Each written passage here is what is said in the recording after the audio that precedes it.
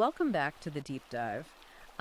If you're looking to truly understand the hidden mechanisms of the world around you and maybe, shatter a few illusions while you're at it, you are definitely in the right place. Yeah, glad to be back. We got a heavy one today. We really do. But look, before we get into today's material, and Mhm. trust me, you are going to want to hear this do me a huge favor. Hit that like button, subscribe to the channel, and ring the notification bell. For sure. You don't want to miss what we have coming down the pipeline. Exactly. We are breaking down heavy, sometimes pretty controversial topics every single week. So stay tuned. And today, we are not just reviewing an irregular book. We are effectively unpacking what the author describes as an emergency survival kit for the modern Western man. Right. Today we're doing a deep dive into an ebook called Lions Led by Donkeys. Feminized Capture of Institutions with Cultural Marxism Tyrannizes Men. It's by Conrad Riker. And I mean, just from that title alone, you know this isn't going to be some polite, watered-down conversation about office politics. No, definitely not. Riker actually frames this text as an intellectual weapon. An intellectual weapon. I like that. Yeah, it's designed as a red pill wake-up call, specifically for men who look at the state of the world today, the workplace, the dating market, the legal system, and just feel like something fundamental is broken. It's for the guys who feel like the game is entirely rigged against them. Precisely. And just to be clear up front, we are here to analyze Riker's arguments. We're breaking down his perspective and reporting on what the text actually says without taking sides. Exactly. We're impartial explorers here. And his central metaphor is honestly quite powerful. He argues that Western civilization was built by lions, meaning men characterized by competence, high risk-taking, and this drive to conquer and build. But he claims that today, this same civilization is being managed, and he would say slowly dismantled by donkeys. Right. And when he says donkeys, he's not just talking about having a bad boss. No, it's a very specific critique. He's referring to a type of feminized, bureaucratic mediocrity. The book argues these donkeys are agents of a system that actively prioritizes feelings over function. Safety over achievement. Exactly. Look, I'm going to be completely honest right up front. We are going to cover a ton of ground today, from ancient history to evolutionary biology, all the way to the intricacies of the family court system. It's a dense 16 chapters. Yeah, and we can really only scratch the surface here. So if this analysis resonates with you, if you find yourself nodding along today and thinking, finally, someone actually said it, you need to go to Amazon Kindle or Google Play Books right now, immediately. Buy the ebook. Yeah, you really need the full arsenal of arguments Riker provides to get the complete picture. He builds his case layer by layer. So let's start with the diagnosis. Riker doesn't waste time with pleasantries at all. He jumps right into the corporate workplace in Chapter 1. Right, this is where he introduces the donkey manager concept. There's this anecdote about a Fortune 500 tech firm that perfectly sets the stage. I remember that. He describes this team of elite systems architects. These are the guys keeping the digital lights on, writing incredibly complex Python code, pulling 80-hour weeks. He calls them the real lions of industry. Yeah. And then the company brings in a new diversity officer. Right. And the detail Riker hones in on is that this officer has a master's in gender studies, but she literally cannot write a single line of code. Nothing. Zero technical competence in the highly specialized field she is now basically policing. And this is where the conflict starts, according to the book. Exactly. Riker notes that her first move isn't to look at improving efficiency or, product equality. It's to cancel the team's meritocratic stand-up meetings. Because she felt the tone was too aggressive. Right. And she replaces them with, and I actually had to double-check the text to make sure this wasn't satire, she replaces them with non-linear empathy circles. I mean, it sounds like a sketch comedy bit, but Riker uses it to make a really serious economic point, doesn't he? He does. He argues that high-level competence is a very scarce resource. Yeah. It's the primary currency of the lion. So when the diversity officer replaces a meritocratic hierarchy where the absolute best ideas win, with a social hierarchy based entirely on feelings and identity. She is effectively devaluing the currency those engineers hold. Exactly. She's changing the rules of the game so that their competence no longer grants them status. So what actually happened in the anecdote? Did the engineers revolt? Did they go to HR? No, and this is the key behavioral shift Riker identifies. The lions didn't fight back. They just ghosted. Wow. Yeah, the top engineers, whose intellectual capital was literally worth millions to the company, simply walked away. Riker calls this going galt. referencing Ayn Rand's Atlas Shrugged. It's a fascinating look at what he terms the rational lion. Riker's argument is that men are biologically hardwired for a specific risk-to-reward dynamic. Right. Historically, the reward for high-stress, high-competence work was status. It was resources and respect from the community. But his analysis of the modern corporate environment is that the reward has been totally stripped away, while the risk has exponentially increased. Exactly. Now, if you are a high-performing direct man in these spaces, you face the constant risk of HR tribunals. You risk being labeled toxic just for demanding excellence. You risk cancellation. So the rational lion looks at this equation, high risk, zero reward, plus active institutional hostility from the donkeys, and just says, I'm out. I'm not playing. Riker describes this as entering goblin mode or lying flat. He frames it as effectively a species-wide labor strike. Men are withdrawing their competence because the system no longer pays for it with respect. And Riker argues this inevitably leads to societal collapse. Which brings us to arguably one of the most provocative chapters in the entire book. Oh yeah, matriarchy maxes out at mud huts. The title is definitely designed to trigger a reaction. So what exactly is the historical argument he's making there? Because it's a massive claim. It's an anthropological claim, really. He posits that for roughly 200,000 years, pre-agricultural human societies were largely egalitarian or matriarchal. They focused on gathering, consensus building, and immediate subsistence. And his point is that during that vast stretch of time, technology essentially stagnated. Right, we were stuck. Riker argues that complex, high-risk structural civilization, think the pyramids, the moon landing, the internet, is exclusively a product of the patriarchal agrarian revolution. Because that revolution incentivized male resource accumulation. Yes, it incentivized long-term investment, physical risk-taking, and the imposition of order on natural chaos. So the book's argument is that equality of outcome, which he heavily associates with a feminine or matriarchal ethos, is actually the direct enemy of progress. In Riker's view, absolutely. He states that if your primary goal is making everyone feel safe and equal, you necessarily destroy the rigid competence hierarchy required to maintain complex systems. You can't have a safe space and a high-performance space at the exact same time. Not according to this text. And he gives a pretty terrifying modern example of what happens when donkeys try to run lion systems. The Boeing 737 MX disaster. That's the mud hut theory applied in real time. Riker points to the Boeing crashes as the ultimate fatal consequence of prioritizing corporate diversity targets and management bureaucracy over cold, hard engineering excellence. Because physics doesn't care about your feelings or your HR quotas. Right. Gravity doesn't negotiate with equity.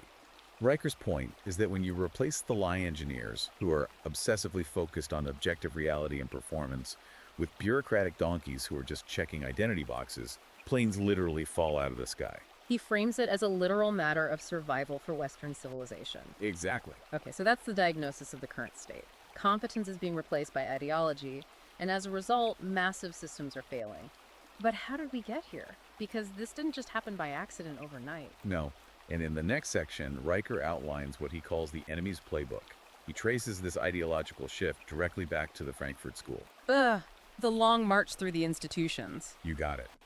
Riker traces the intellectual lineage back to mid-20th century theorists like Adorno and Marcuse.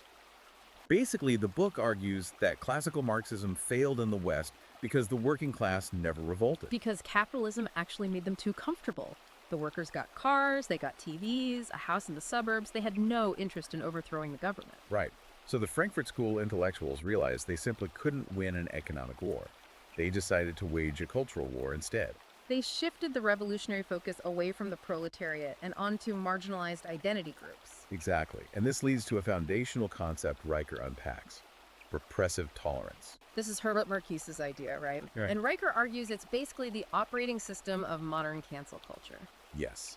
Repressive tolerance is this twisted notion that to be truly tolerant in a way that actually advances the revolution, you must be actively intolerant of the right, or the traditional status quo. So it justifies completely silencing any dissent under the guise of liberation. It's a double standard by design. That perfectly explains why someone can get fired and blacklisted for a single tweet. But actual physical violence in the name of progress is often excused or even celebrated by the institutions. Riker would say that's the system working exactly as designed. But he doesn't just complain about the problem. He offers a specific tool to fight back against this ideological capture. He talks about the trivium. I found this section really fascinating because he presents it as this kind of lost ancient knowledge. What is the trivium exactly in this context? It's the classical method of critical thinking. It used to be the absolute foundation of Western education. It consists of grammar, logic, and rhetoric. And Riker argues these have been deliberately removed from modern schools to keep men docile and easily manipulated. Let's break those three down because I think this is the intellectual weapon part he mentioned at the start. How does he say we should use grammar? Well, grammar in the trivium isn't just about commas and syntax. It's about defining your terms accurately. Raker insists that men must refuse to accept linguistic sabotage. Give me an example. He says you must flat out refuse to accept equity as a synonym for equality. Because they mean fundamentally different things. Right. Equality is equal opportunity. It's everyone starting at the same line. Equity is forced equal outcome. It's everyone finishing at the same line, regardless of effort or skill. Riker argues that if you let the donkeys redefine the words, you've already lost the argument before you even speak. That makes total sense. And then there's logic. Right, the art of non-contradictory identification, spotting fallacies. Riker spends a good amount of time dismantling the wage gap myth using strict logic. He argues that the common statistic, the one saying women earn 80 cents to a man's dollar, is a massive manipulation of data, right? Exactly. He points out that it completely ignores hours worked, willingness to take dangerous jobs, relocation, and individual career choices. So the logic is, you cannot compare a part-time marketing assistant to a deep-sea welder working 80 hours a week and claim gender discrimination when their paychecks look different. Precisely. Riker says presenting that as discrimination is a pure logical fallacy. And finally, there's rhetoric, the art of persuasion and frame control.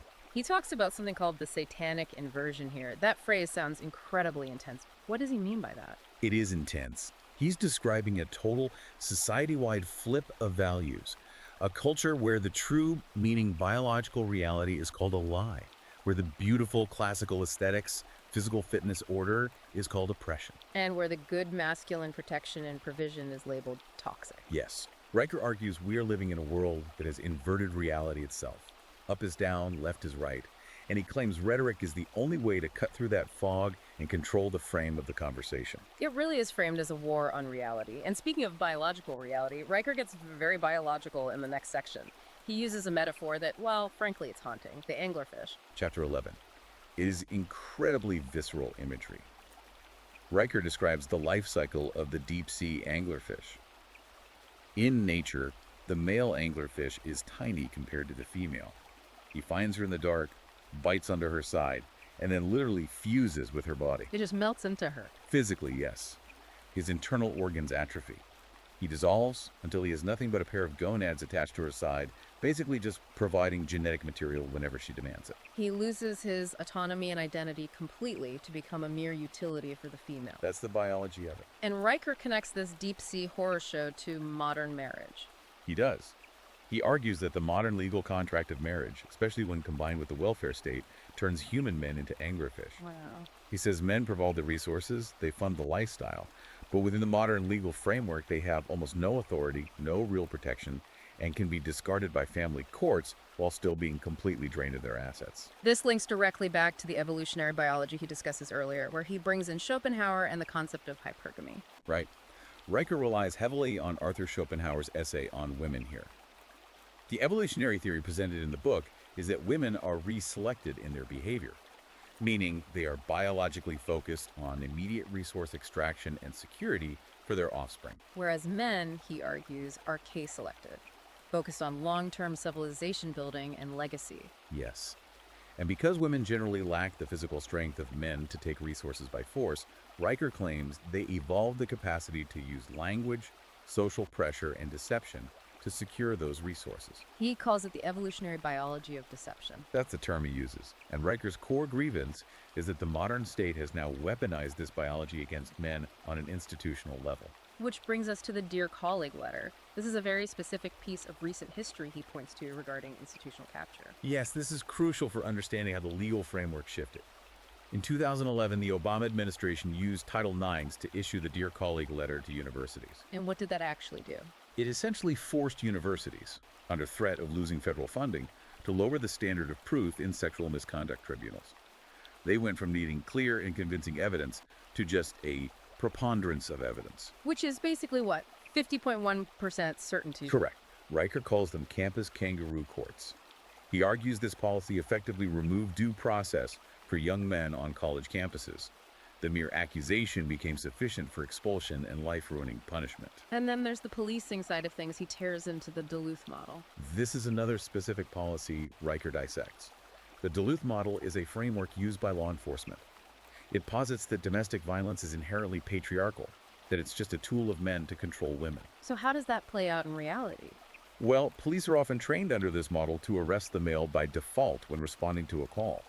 Riker points out that even if the man is the one who called the police, or even if he is the one visibly bleeding, the institutional assumption is that he must be the primary aggressor. That seems to ignore a massive amount of data on reciprocal violence. Riker argues it absolutely ignores the data. He says it enforces a purely political narrative. Men are always predators, and women are always victims.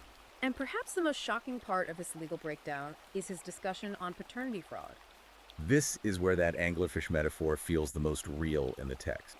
Riker points out that in many legal jurisdictions, the overriding standard is the best interests of the child. Which sounds good on paper. Right. But Riker argues the state interprets that almost exclusively as securing financial support. So even if a man gets a DNA test that scientifically proves he is not the biological father of a child. Family courts often enforce child support payments anyway. Exactly. Because the court just wants someone to pay the bill so the state doesn't have to foot it. That is wild. Riker calls this the ultimate cuckoldry. He defines it as state-enforced slavery, where a man is legally forced to labor for years to raise another man's genetic line. He frames it as the donkey system completely crushing the lion to extract resources. It's incredibly heavy stuff. Riker really paints a bleak picture of a system that is rigged from the bottom up from our basic DNA all the way to the Department of Justice. He certainly doesn't pull any punches. But, and I think this is really important for you listening, Riker doesn't just leave us in the pit of despair. The final section of the book is called Rebuilding the Citadel. He actually has a plan. He does. And interestingly, his solution is not political. It's not about voting harder or trying to reform the system from within. It starts with a concept he calls sovereign diversification. Starve the beast. Exactly. This is very practical financial advice from Chapter 15. Riker advises men to put at least 20% of their liquid assets into unseizable hard money, things like gold, silver, or Bitcoin. Why Bitcoin specifically? Because it operates outside the traditional banking system. Riker argues that fiat currency, the US dollar, is simply a tool of the donkey state used to stealthily steal your labor through inflation. So, by holding assets that the state cannot easily freeze, confiscate, or devalue, you regain a tangible measure of personal sovereignty. Right. You secure your baseline independence. And then he moves to the physical aspect, which he calls the Iron Church. I really like this part. It's a great concept. Riker applies the evolutionary handicap principle here. He argues that building a muscular, highly capable physical body signals excess energy and discipline. It is a biological marker of competence that simply cannot be faked. He has that great line in there about gravity. Yes. He says lifting heavy weights is a direct interaction with objective reality. 200 pounds is exactly 200 pounds. It doesn't care about your feelings. It doesn't care about your political identity or your pronouns. It completely forces you to be honest with yourself.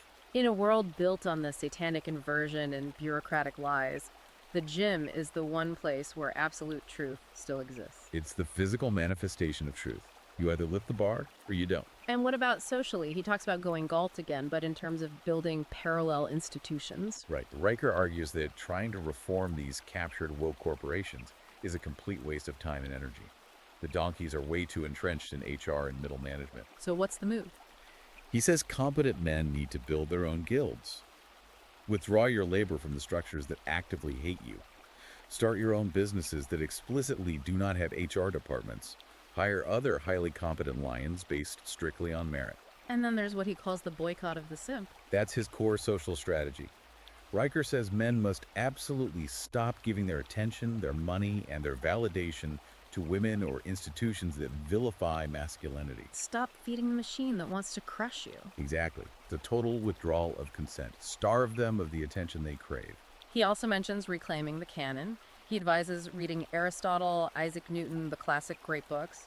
Why is reading old books such a key part of a modern survival strategy? He refers to these books as shields of the soul. Riker argues that the modern donkey education system deliberately removes these texts because they teach objective logic, honor, and strict hierarchy. So by reading them, you inoculate yourself against postmodern nihilism. Yes, you reconnect with the living spirit of Western civilization. You remind yourself that you come from a long, proud lineage of lions. It's ultimately about becoming a man who simply cannot be manipulated by shame or guilt. Precisely. Riker wants the reader to become the fully actualized, rational lion. Someone who has mastered the trivium, secured his own finances, hardened his physical body, and absolutely refuses to apologize for his masculine nature. This brings us toward the end of our time, but honestly, it feels like we've barely cracked the spine on this one. Oh, we really have. The book is incredibly dense. There is so much more in the text about the specific mechanics of rhetorical combat. There's a deep dive into the history of the grievance studies hoax, and a really profound philosophical section on the will to power. Yeah, if you want the full blueprint, you have to read the source material yourself. We're just giving you the map. You really do. But Ricker does leave us with a final provocative thought that I want to touch on. He calls it the nuclear option of truth. Yes. This is his idea that in a world constructed entirely of lies, simply speaking basic biological reality out loud, just saying a man is a man, is an act of total revolution. It burns down the cathedral of lies. He argues that truth is completely radioactive to the current bureaucratic system. It can't process it. And here's a thought to leave you with, building on that, something we didn't explicitly cover earlier, but that hangs over the whole book. If Riker is right about the satanic inversion, and that the system is entirely parasitic, then its collapse isn't just a cultural possibility, it's a mathematical certainty. How do you mean? Well, the donkeys can't build. They can only manage and consume what the lions have already built. So eventually, they will run out of other people's competence to harvest. The ultimate red pill might just be patience. Realizing that biological reality always wins a war of attrition, you just have to build your citadel and outlast them. That's a powerful way to look at it.